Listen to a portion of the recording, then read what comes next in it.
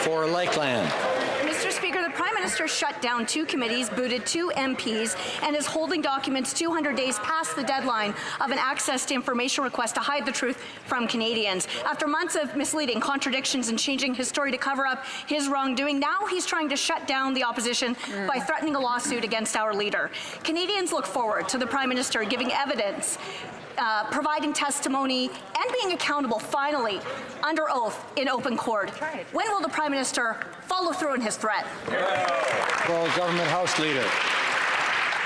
Mr. Speaker, it's important that Canadians always know that we will not stand idly by while the Conservatives intentionally mislead Canadians.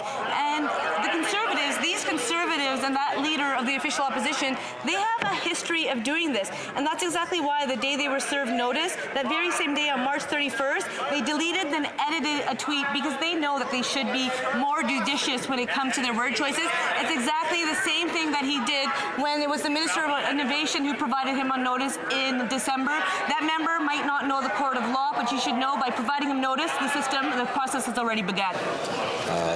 I heard many comments during that answer, including from my friend, the Honourable Member for Chilliwack, and I think he knows that we like to hear from him, but only when he has the floor. He'll get his chance in due course. Probably, you know, the Honourable Member for Lakeland. Well, we know the Prime Minister admires basic dictatorships, but what's clear from that answer is that he doesn't really want to follow through with his empty threat, because it would mean he and his senior staff and multiple officials would have to testify under oath for hours and produce documents, all under a public process that he doesn't control. Conservatives welcome the chance to examine the Prime Minister in pre-trial discovery at the earliest possible date. So, will the Prime Minister follow through on his threat to sue, or is he ready to admit that everything the leader of the opposition said is actually true? Honourable Government House Leader.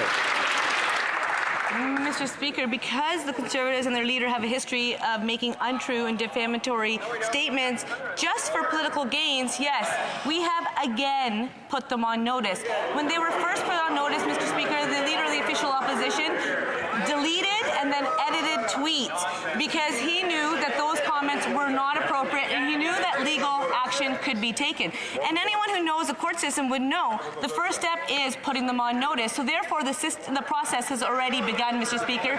We will not idly stand by while the Conservatives mislead Canadians. Thank you, Mr. Speaker. L'honorable député de Richmond-Tabasca. Monsieur le Président, quand le Premier ministre n'est pas content avec ce qu'il entend